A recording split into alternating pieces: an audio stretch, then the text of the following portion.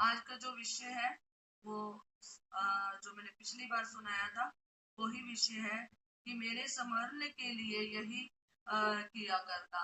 हमने पिछली बार देखा था कि प्रभु भोज के समय प्रभु यीशु मसीह ने ये कहा था कि मेरे संवरने के लिए ये किया करता। जिस रात यीशु मसीह ने पकड़वाए जाना था और जो जो उन्होंने नमूना दिखाया था, जैसा जैसा उन्होंने कहा था और वैसा वैसा आपको बताया गया था कि पहले नंबर पे हमने जो सीखा था वो ये था कि पैर धोने के समय हमने क्या परमेश्वर ने यीशु ने हमारे लिए नमूना ठहराया है और जैसा उसने कहा है कि उसने कहा कि वैसा ही करना और क्यों ठहराया वो हमने सीखा था। और आगे जो दूसरा था हमने वो ये सीखा था कि आँख मेरी रोटी के बारे में सीखा था कि यीशु मसीह जो है हमारा आँख मेरी रोटी है और हम में भी खमीर नहीं होना चाहिए और हमने खमीर से भी बचकर रहना है और यीशु मसीह कैसे फसा की जो है रोटी है ये हमने सीखा था। तो जो आज का तीसरा जो है सीरीज है नंबर है वो ये है कि हमने और क्या याद रखना है जब हमने प्रभु यीशु मसीह की जो प्रभु भोज की मेज लगी है, प्रभु की मेज लगी है, तो हमने तीसरा जो है वो क्या हमने ध्यान रखना है ये हम सीखेंगे। तो जो नंबर है वो ये है कि जब हम प्रभु भोज के पास आते हैं, प्रभु भोज की मेज के पास आते हैं और रोटी और प्याले को लेते हैं तो हम यीशु मसीह के सहभागी होते हैं, उसके साथ फेलोशिप करते हैं। तो ये हम पढ़ेंगे पहला कुरिन्थियंस का 10 बाब उसकी 16 आयत में लिखा है कि वह धन्यवाद का कटोरा जिस पर हम धन्यवाद करते हैं क्या मसीह के लहू की सहभागिता नहीं, और वह रोटी जिसे हम तोड़ते हैं क्या मसीह के देह की सहभागिता नहीं कि जो पौलुस रसूल है वो हमें सिखा रहा है कि जब हम धन्यवाद करके कटोरा लेते हैं, जब हम धन्यवाद करके रोटी को तोड़ते हैं तो क्या वो मसीह के लहू की और मसीह की देह की सहभागिता नहीं है। याद रखना है हम फिजिकल तौर पर तो हम वहां मेज पे जो है एक रोटी को देखते हैं और एक प्याले को देखते हैं, फिजिकल तौर पर हम उसे देखते हैं पर स्पिरिचुअली तौर पर हमें वहां पर देखना है। ये जरूरी है कि हमें उसे स्पिरिचुअली तौर पर देखना है कि वो जो रोटी मेज पे रखी है वो यीशु मसीह की देह है, वो जो प्याला रखा है वो यीशु मसीह का लहू है और ये हमने ध्यान रखना है स्पिरिचुअली तौर पर। और जब हम स्पिरिचुअली तौर पर हम इसे देखेंगे ना तो सच में हमें लगेगा मैं यीशु की रोटी और यीशु मसीह का जो देह है और लहू है उसको ले रहा हूँ। और ये जो सहभागिता की जा रही है ना यीशु मसीह के लहू मेज की, प्रभु भोज के मेज की जो सहभागिता की जा रही है वो मसीह सहभागिता है, सिर्फ और सिर्फ मसीह सहभागिता है और मसीहों के साथ विश्वासियों की सहभागिता ये उसका प्रतीक है।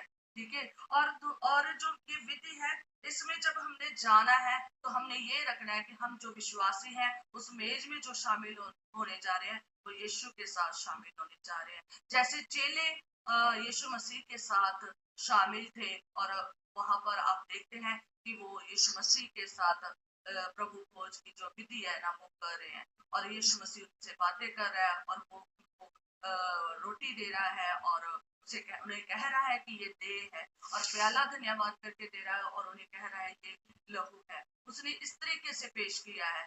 तो जब जैसे वहां पर हम देखते हैं उस मेज में यीशु मसीह और चेलों को, वैसे ही हमने भी यही देखना है स्पिरिचुअली तौर पर कि हम वहां पर यीशु की मेज में सहभागी है।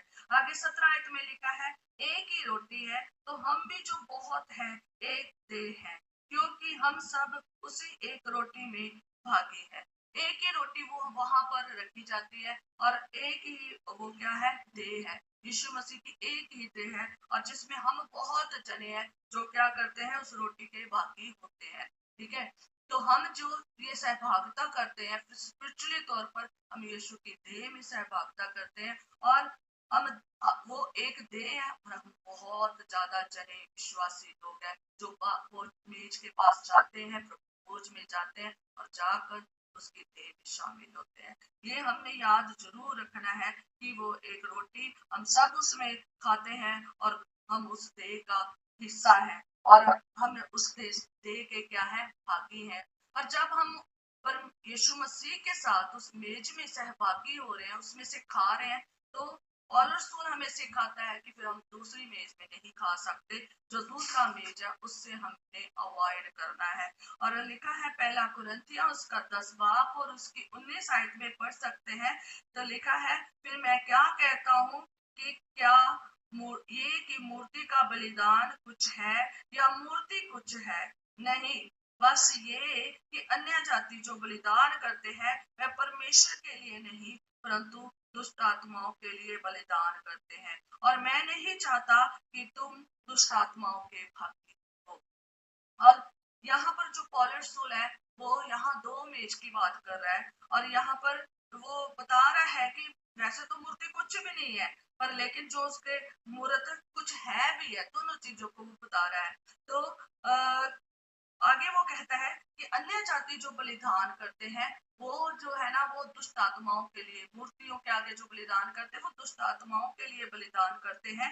और कहता मैं नहीं चाहता कि तुम दुष्ट आत्माओं के भागी हो। याद रखना है कि जब हम प्रभु की मेज में भागी हो रहे हैं तो उसकी देह के भागी हो रहे हैं, और फिर हम दूसरा मेज जो है ना दुष्ट आत्माओं का, जो मूर्तियों का चढ़ावा है, जो मूर्तियों का बलिदान है, उसमें हम शामिल नहीं हो सकते। उनके बलिदानों को हम नहीं खा सकते, क्योंकि वो प्रभु के लिए नहीं, लिखा है कि वो परमेश्वर के लिए नहीं परंतु दुष्ट आत्माओं के लिए चढ़ावा है, वो बलिदान है, और इसलिए हमें उसमें भागी नहीं होना है। आगे लिखा है, तुम प्रभु के कटोरे और दुष्ट आत्माओं के कटोरे दोनों में से नहीं पी सकते। तुम प्रभु की मेज और दुष्ट आत्माओं की मेज दोनों के सहभागी नहीं हो सकते।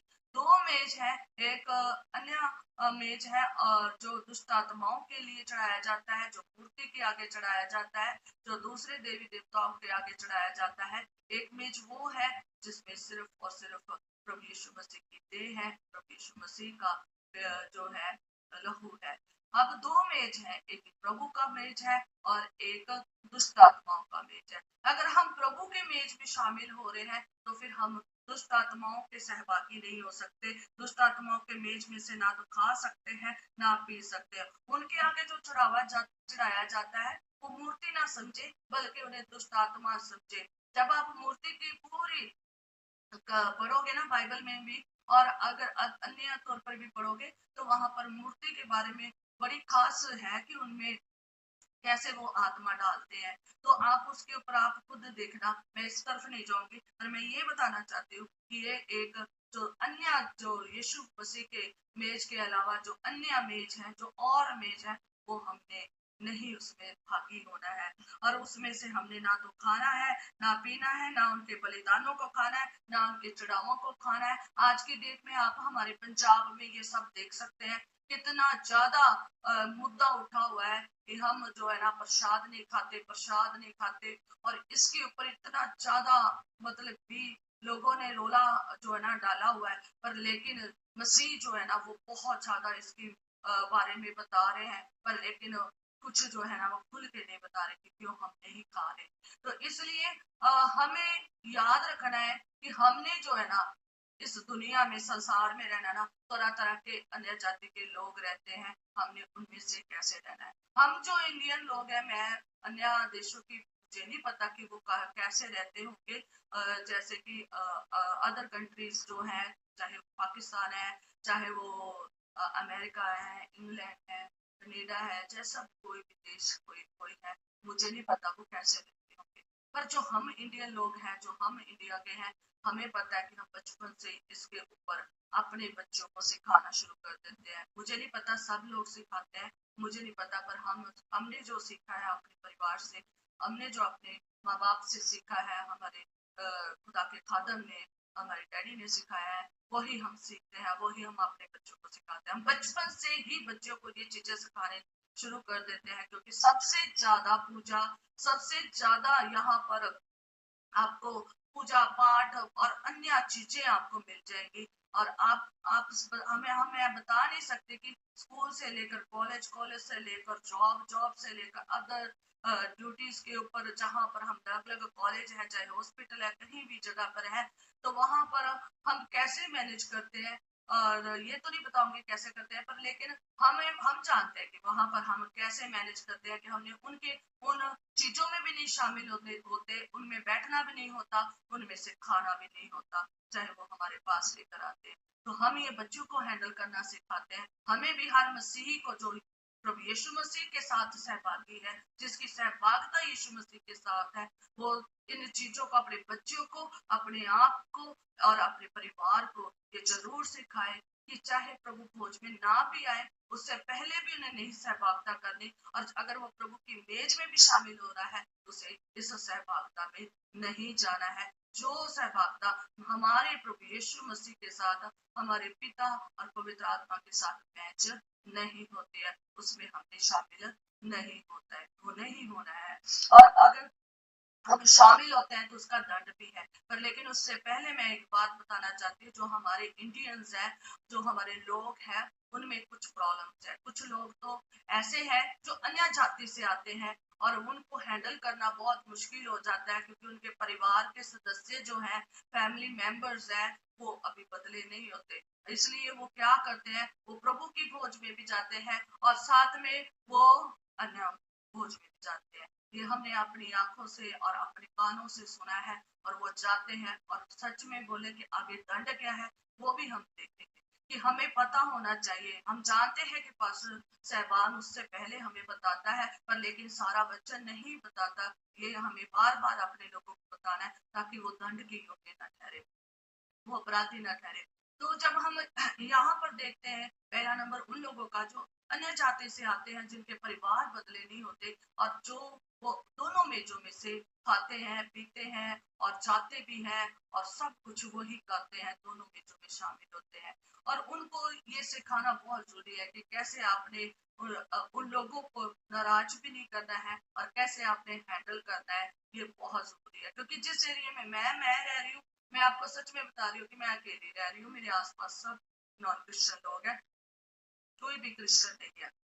हमें पता है कि इनके घरानों में इनके लोगों के साथ कैसे रहना है, और कैसे इनको हैंडल करना है, और कैसे हमने शामिल भी नहीं होना, और कैसे हमने इनके साथ इनसे दूर भी रहना है। हमने अपने प्रभु की मेज को कैसे उसकी समानता बनाए रखना है, उसका आदर करना है। ये आदर है एक तरह का जो हम करते हैं, और साथ में ये प्रचार भी है जो हम प्रचार करते हैं। ये प्रचार भी है, हम अपने लोगों के लिए प्रचार का नमूना बनते हैं। तो ये जो है हमें याद रखना है। दूसरे वो लोग हैं जो कहते हैं कि बचपन में हम मसीह हैं, पर लेकिन वो यहाँ पर जो ज्यादा तादाद पर लोग रह रहे हैं, वो नॉन क्रिश्चियन लोग रह रहे हैं, तो वो उनको भी खुश करते हैं, वो अपने प्रभु को भी खुश करते हैं। और उनका जब हम उनसे बातें करते हैं तो पूछते हैं, तो वो कहते हैं कि हम इसलिए जाते हैं क्योंकि ये हमारे आते हैं, ये हमारे आते हैं तो हम उनके जाते हैं। तो मैं एक वाक्य बताऊंगी, सॉरी। तो उनमें हमारे जो लोग हैं ना, उनमें से एक हमारी फ्रेंड है, तो वो मुझे कह रही थी कि हम दीदी इसलिए जाते हैं क्योंकि वो जब हमारा कैरल होता है ना, तो सारे आते हैं, और मैं उनमें कई बार कैरल में गई हूँ। वो आते हैं तो एक दो गीत कैरल वाले गाते हैं, और उसमें कभी कलाम सुना दिया, कभी कलाम नहीं सुना दिया, और उसके बाद एक हवाला पढ़ लिया, जा थोड़ा सा उसमें बयान किया, और वो चले जाते हैं।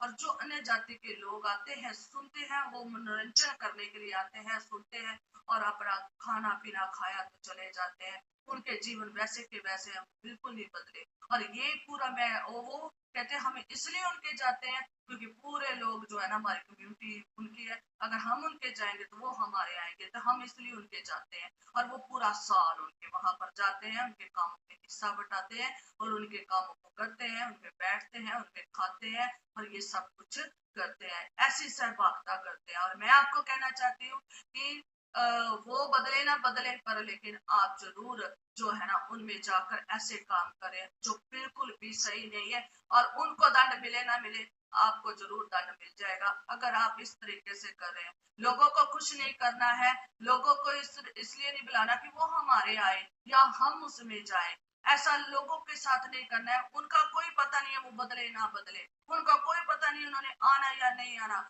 मैंने तो आज तक नहीं उनको देखा कि वो आकर प्रभु यीशु मसीह को माना है और स्वीकार किया। मैंने नहीं देखा, क्योंकि वो तो मनोरंजन के लिए आते हैं, बस आकर चले जाते हैं। ये पूरा साल उनके सारे प्रोग्राम्स में शामिल होते हैं जो बिल्कुल भी खुदा को पसंद नहीं है, और सच में वो दंड पा भी रहे हैं। और मैंने देखा कि अपनी आंखों से हमने जो ऐसी सहभागिता है जो यीशु मसीह के साथ नहीं मेल खाती, जो ऐसी सहभागिताएं सारी की सारी बंद कर देनी चाहिए, ताकि हम अपराधी ना ठहरे, ताकि हम हमारे साथ कुछ गलत ना हो।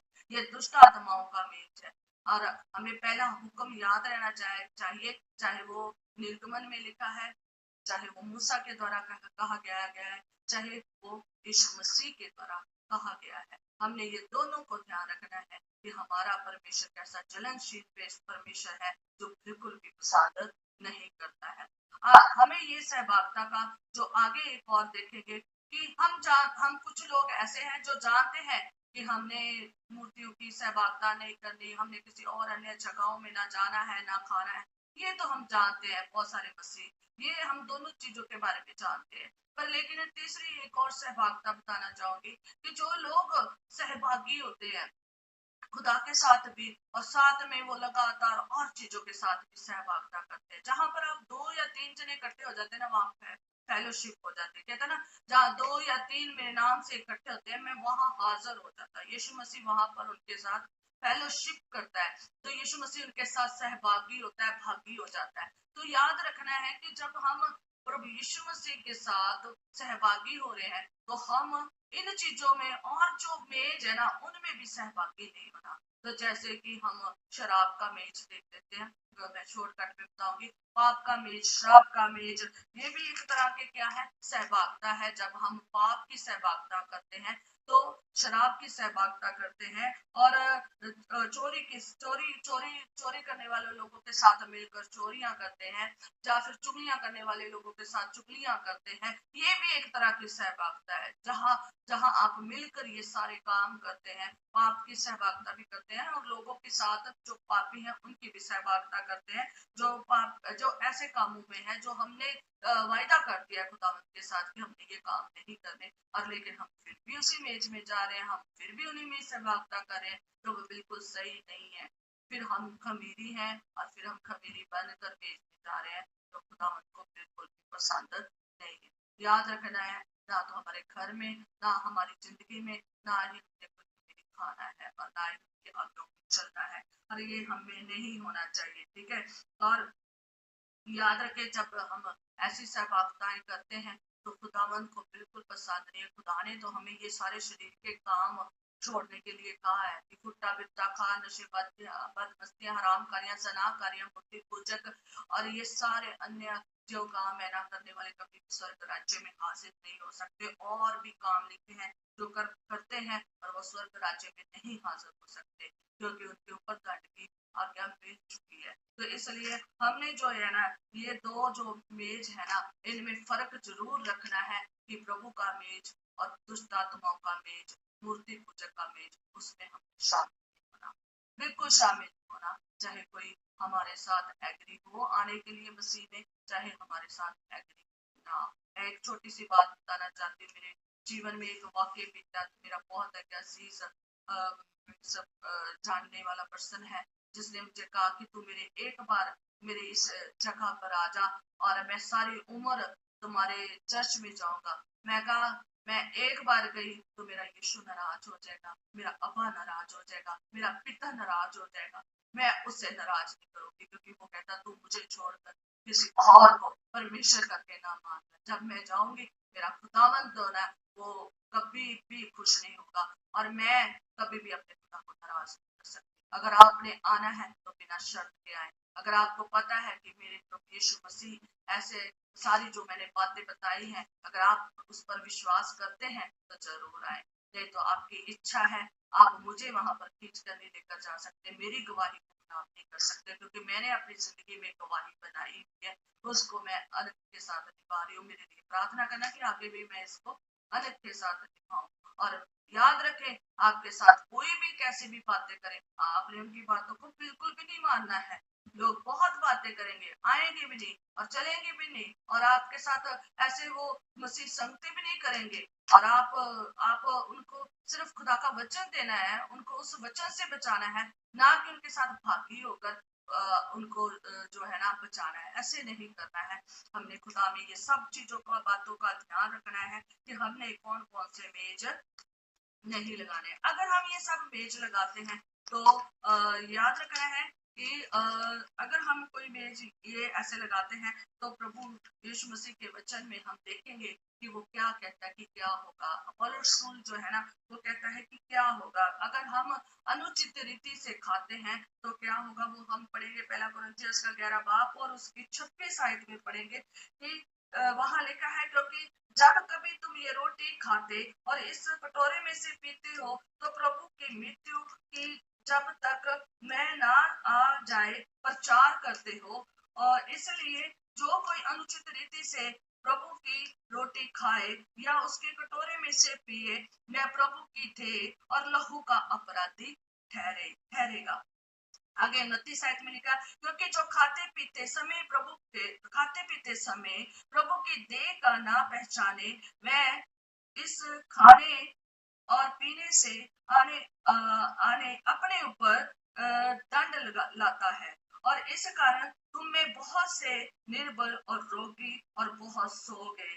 यदि हम अपने आप को जांचते तो दंड ना पाते। तो जो पौलुस रसूल है वो हमें ये सिखा रहा है कि जब हमने इस मेज के पास आना है, इस रोटी को खाना है, इस कटोरे को पीना है, तो हम एक तो प्रचार करते हैं उसकी मृत्यु का और उसका प्रचार करते हैं। और दूसरा, अगर हम अनुचित रीति से आते हैं, अगर हम गलत तरीके से आते हैं और रोटी को खाते हैं और कटोरे में से पीते हैं और प्रभु की देह और प्रभु के लहू का अपराधी ठहरते हैं। सबसे पहला नंबर है कि हम उसके अपराधी ठहरते हैं। हम अपराधी दिखते हैं अगर हम अनुचित तरीके से ऐसे सारे गुनाह करके। तभी तो आपको पहले खमीरी रोटी के बारे में बताया गया था और खमीर के बारे में बताया गया था, ताकि आप जाने कि हमें ये सब चीजें नहीं होनी चाहिए। अगर हम इस तरीके से जाते हैं, अनुचित तरीके से जाते हैं, गलत तरीके से जाते हैं और इस कटोरे में से और इस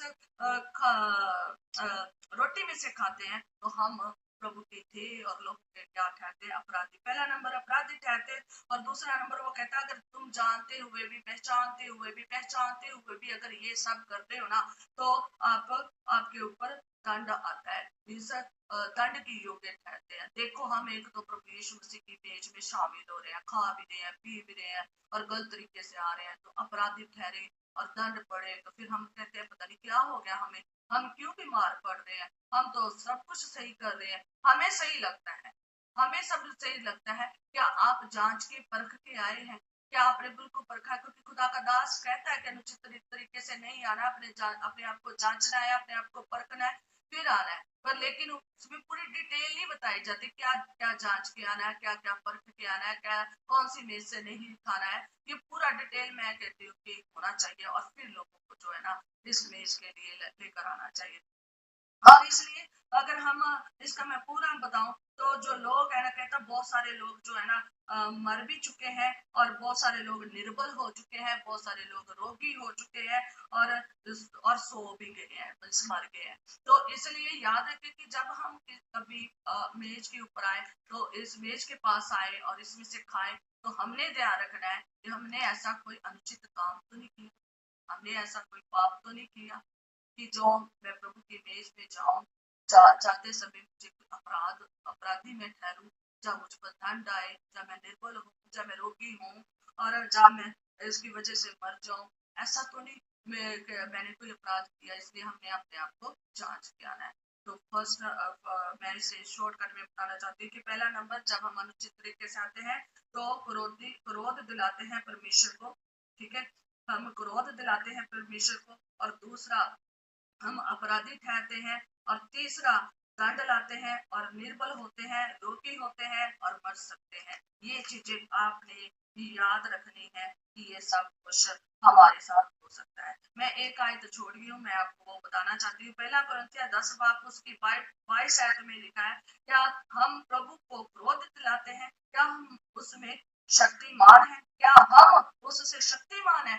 हम इतने शक्तिमान नहीं है कि प्रभु के क्रोध का सामना कर सके। हम इतने शक्तिमान नहीं है कि हम एक दूसरी मेजी में भी शामिल होकर आए, दूसरी से भागता भी करके आए और गलत काम भी करके आए, अनुचित तरीके से आए और आके प्रभु भोज में शामिल हो जाए।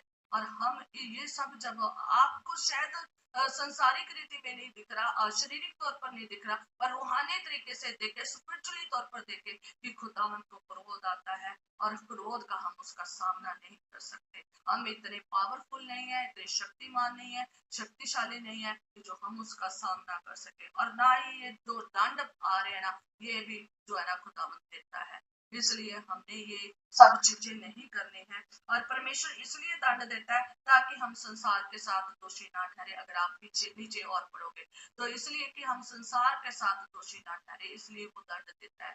और इसलिए हमने याद रखना है कि जब हमने प्रभु यीशु मसीह की मेज में शामिल होना है तो हमने बड़ी ध्यान से आना है और पूरी अच्छे तरीके से अपने आप को जांच परख के आना है। बाइबल में मैं एक बात बताना चाहती हूँ कि बाइबल में प्रभु यीशु मसीह ने भी अपनी मेज में एक पर्सन को जो अनुचित तरीके से आया था उसको अपने मेज से बाहर निकाल दिया था। और वो हम पढ़ेंगे यूहन्ना रसूल की अंजील उसकी 13 बाब और उसकी 21 आयत में। जब आप वहां देखते हो तो वहां पर जो प्रभु यीशु मसीह है उसके साथ उसके 12 चेले हैं, वो सब के साथ अपना प्रभु भोज की विधि को कर रहे हैं। तो वहां पर जो यीशु मसीह कह रहे हैं कि मैं सच सच कहता हूँ कि तुम में से एक मुझे पकड़वाएगा। और सब एक दूसरे को कहने लग जाते हैं, प्रभु यीशु मसीह से पूछने लग जाते हैं कि वो कौन है, वो कौन है। अगर आप अन्य अंजील में पढ़ोगे तो वो कहते हैं कि मैं हूँ, ऐसे वो एक दूसरे से मतलब भी पूरी मेज पे बातें कर रहे हैं। तो प्रभु यीशु मसीह ने यूहन्ना रसूल की अंजील उसका 13 की 21 में ये कहा था कि मैं सच सच कहता हूँ कि तुम में से एक मुझे क्या करेगा, पकड़वाएगा। और सब एक दूसरे यीशु मसीह को पूछते हैं कि वो कौन है।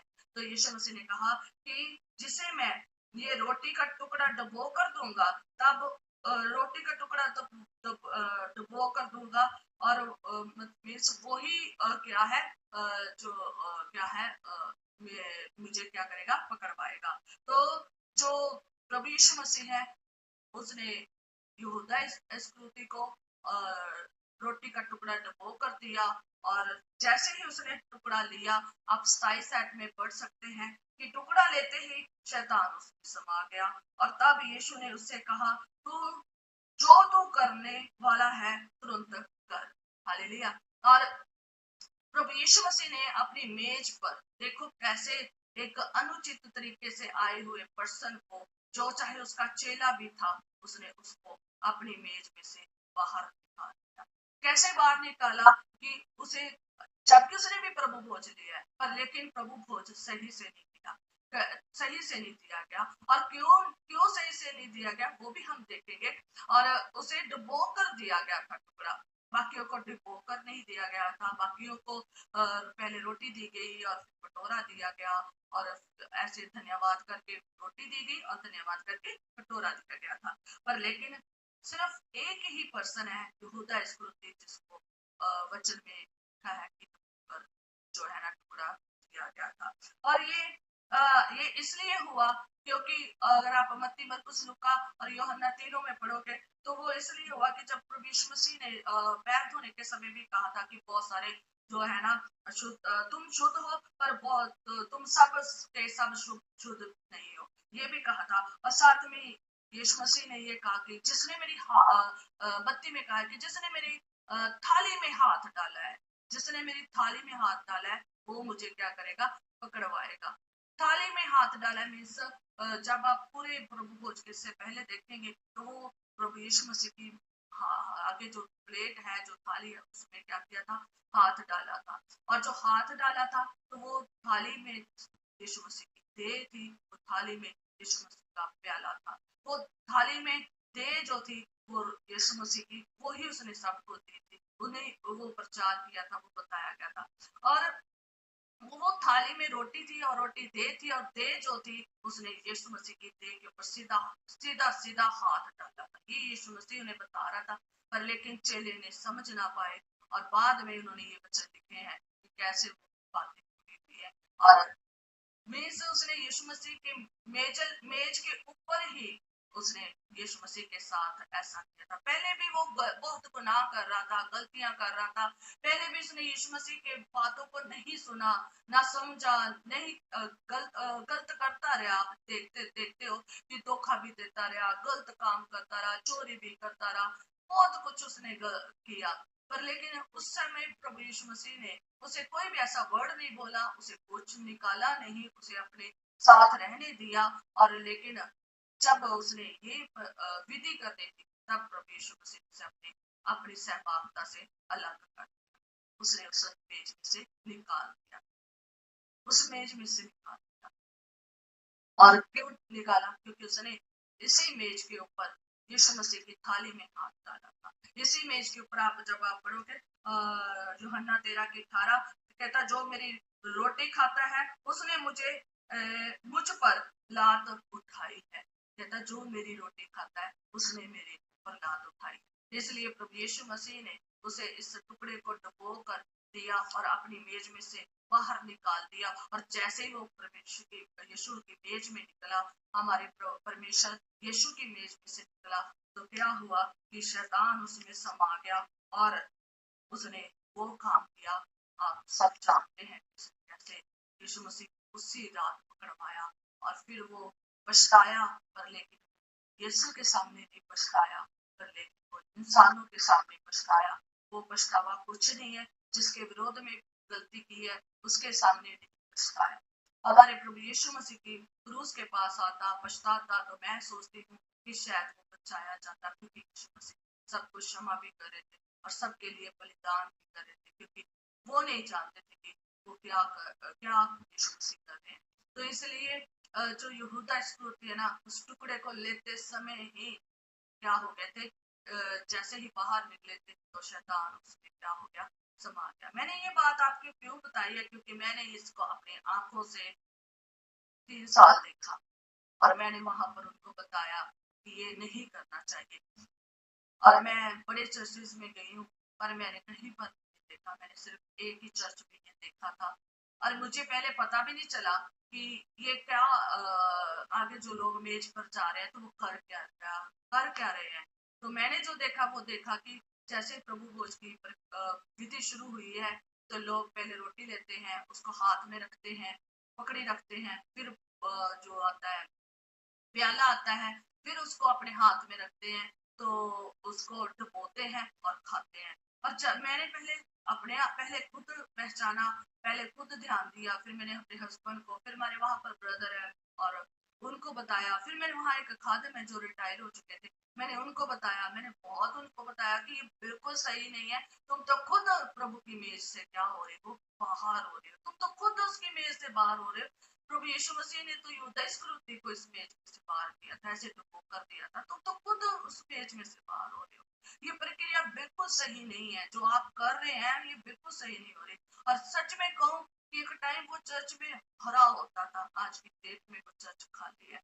क्यों है? क्योंकि सेपरेशन है, वहां पर बहुत सेपरेट होते हैं, लड़ाइयाँ झगड़े बहुत ऐसी चीजें होती है। ये क्यों होते हैं? क्योंकि अपराधी ठहरते हैं, रोगी होते हैं, और ऐसे अनुचित तरीके से अगर हम करते हैं तो ऐसे ही शैतान जो है ना काम करता है। और मैं देखती हूँ कि वहाँ इतना बड़ा चर्च है और बहुत कम लोग होते हैं, उनमें भी वो सही से नहीं, उनमें भी लड़ाइयाँ झगड़े और सब चीजें जो सच खुदा का वचन कहता है वो हो रहा है। मैं आज आपको कहना चाहती हूँ कि जब हमने प्रभु की मेज में आना है तो बड़े ध्यान पूर्वक आना है। हमें कोई ऐसा काम नहीं करना जैसा हमें सिखाया नहीं गया है, जैसा हमें सिखाया नहीं गया है। मैं 1 मिनट मुझे देना, 7:42 हो गया है, तो अगला वचन जो है मैं अगली बार शेयर करूंगी। और इसलिए मैं आपको लास्ट में यही कहना चाहती हूँ कि याद रखें कि आपने जब प्रभु की मेज में आना है तो इन सब चीजों का ध्यान रखें, शुरू से लेकर एंड तक सब चीजों का ध्यान रखें। ऐसा कोई भी अनुचित काम नहीं करना जो हम, जब यीशु मसीह आए तो तब हम उसके सामने अपराधी ठहरे, यहाँ भी अपराधी ठहरे और वहां भी अपराधी ठहरे। हम संसार के साथ जो है ना दोषी नहीं ठहरना। हमने हमारा अलग न्याय होना है, उनका अलग न्याय होना है। हमारा हमारा जो प्रभु का मेज है ना, उसकी मर्यादा रखनी है, उसका आदर करना है, उसकी इज्जत करनी है और उसी में हमें बने रहना है।